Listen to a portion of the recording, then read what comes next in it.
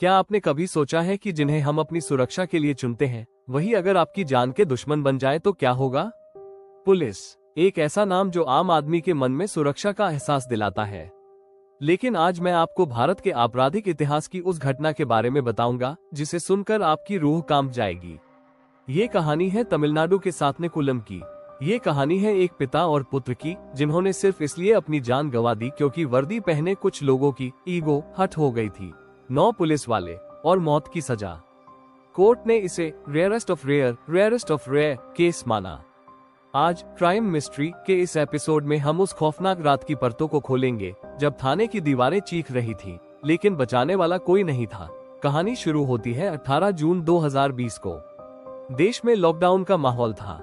तमिलनाडु के सातनेकुलम में एक छोटी सी मोबाइल की दुकान थी, जिसके मालिक थे 58 साल के पी जयराज और उनका 31 साल का बेटा बेनिक्स। रात के करीब 8:30 बज रहे थे। कुछ मजदूर जयराज की दुकान पर अपनी सैलरी लेने आए थे।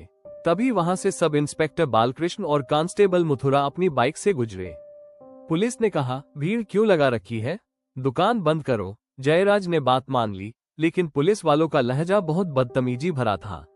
बालकृष्ण ने धमकी दी, मैं 5 मिनट में वापस आऊंगा, अगर कोई दिखा तो चमड़ी उधेड़ दूंगा। पुलिस के जाने के बाद जयराज ने अपने दोस्तों से सिर्फ इतना कहा, इन पुलिस वालों को बात करने की तमीज नहीं है, ऐसे लोगों को तो बीच सड़क पर पीटना चाहिए। जयराज को नहीं पता था कि उनके पीछे सादी वर्दी में एक शख्स खड़ा था, हेड कांस्टेबल बाल सुब्रमण्यम, जिसे इलाके में गुंडास बालू के नाम से जाना जाता था। उसने ये सारी बातें फोन पर सब इंस्पेक्टर को बता दी। बस यहीं से शुरू हुआ मौत का खौफनाक खेल। 19 जून की सुबह पुलिस ने कोई एफआईआर नहीं की, कोई वारंट नहीं लाया। यह एक प्लान्ड मर्डर था। शाम 5:15 बजे एक पुलिस की जीप दुकान पर रुकती है। इंस्पेक्टर श्रीधरन खुद वहां मौजूद था। उन्होंने जयराज को घसीटकर गाड़ी में डाला। बेनिक्स को जब पता चला, वो घबराकर थाने पहुंचा। थाने के अंदर जो हुआ वो इंसानियत के नाम पर कलंक है। पुलिस वालों ने अपनी ईगो शांत करने के लिए बाप बेटे को नंगा किया और उन पर डंडों की बारिश कर दी। सूत्रों और गवाहों के मुताबिक मारपीट इतनी बर्बर थी कि 6 डंडे टूट गए। जब डंडे टूट गए तो लोहे की रॉड का इस्तेमाल किया गया। आप सोचिए उनकी हालत क्या रही होगी। उनके प्राइवेट पार्ट से इतना खून बह रहा था कि पुलिस वालों को 6 से 7 बार उनकी लुंगियां बदलनी पड़ी। थाने की दीवारों पर, फर्श पर, टॉयलेट में, हर तरफ सिर्फ खून था। बेनिक्स अपने पिता को बचाने के लिए चीखता रहा, लेकिन दानव बन चुके उन 9 पुलिस वालों ने बेटे को भी नहीं बख्शा। अब पुलिस को डर था कि अगर ये बच गए तो उनकी पोल खुल जाएगी। उन्होंने एक खौफनाक साजिश रची। 20 जून की सुबह उन्हें अस्पताल ले जाया गया।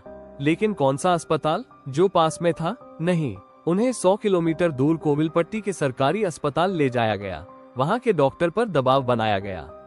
सोचिए, एक शख्स जिसके शरीर पर 17 जख्म है, जिसके फेफड़ों में छेद हो चुका है, उसे डॉक्टर ने फिटनेस सर्टिफिकेट दे दिया। इसके बाद उन्हें मजिस्ट्रेट के सामने पेश किया गया। पुलिस के डर से वो बेचारे मजिस्ट्रेट को कुछ बोल नहीं पाए और मजिस्ट्रेट ने भी बिना उनकी हालत देखे उन्हें जेल भेजने का आदेश दे दिया। पुलिस ने सबूत मिटाने के लिए जिस प्राइवेट गाड़ी में उन्हें अस्पताल भेजा था, उसे धुलवाया गया। थाने को पानी से साफ किया गया ताकि खून का एक कतरा भी न बचे। उन्होंने कहानी बनाई कि बाप बेटे को कोविड था और इसी वजह से उनकी मौत हुई। मेडिकल रिपोर्ट्स तक झूठी बनवाने की कोशिश की गई, लेकिन कुदरत को कुछ और ही मंजूर था। 22 जून की रात बेनिक्स की मौत हो गई और अगले ही दिन 23 जून को जयराज ने भी दम तोड़ दिया। जब पोस्टमार्टम रिपोर्ट आए तो पूरी दुनिया हिल गई। बेनिक्स के शरीर पर 13 और जयराज के शरीर पर 17 गहरे जख्म थे। जयराज के फेफड़ों में चोट के निशान थे। यह मामला जब मीडिया में आया तो पूरे देश में ब्लैक लाइव्स मैटर की तर्ज पर #justice for Jayaraj and Bennix trend करने लगा। लोग सड़कों पर उतर आए। मद्रास हाई कोर्ट ने इस मामले का सुओ मोटू खुद संज्ञान लिया। कोर्ट ने देखा कि पुलिस खुद इस केस को दबा रही है, इसलिए जांच सीबीआई को सौंप दी गई।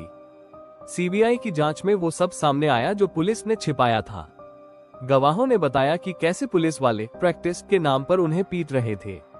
6 साल की लंबी कानूनी लड़ाई के बाद 23 मार्च 2026 को मदुरै की कोर्ट ने ऐतिहासिक फैसला सुनाया। जज जी मुथुकुमारन ने सभी 9 पुलिस वालों को मौत की सजा सुनाई।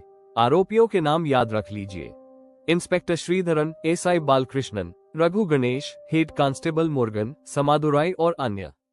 कोर्ट ने इन पर 1,40,00,000 रुपए का जुर्माना भी लगाया। हालांकि ये लड़ाई अभी खत्म नहीं हुई है।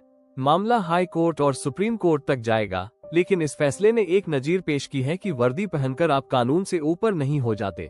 कंक्लूजन दोस्तों, ये केस हमें सिखाता है कि हमें अपने अधिकारों लीगल राइट्स के प्रति जागरूक होना चाहिए। अगर पुलिस आपको गिरफ्तार करती है तो 24 घंटे के अंदर आपको मजिस्ट्रेट के सामने पेश करना अनिवार्य है। अगर आपके साथ मारपीट हुई है तो बिना डरे मजिस्ट्रेट को बताएं। जयराज और बेनिक्स आज हमारे बीच नहीं है, लेकिन उनकी मौत ने भारतीय पुलिस व्यवस्था के काले चेहरे को बेनकाब कर दिया है। आप इस फैसले के बारे में क्या सोचते हैं? क्या 9 पुलिस वालों को फांसी की सजा सही है? कमेंट्स में अपनी राय जरूर दें। और अगर आपको ये जानकारी महत्वपूर्ण लगी तो इस वीडियो को शेयर करें ताकि और लोग जागरूक हो सके।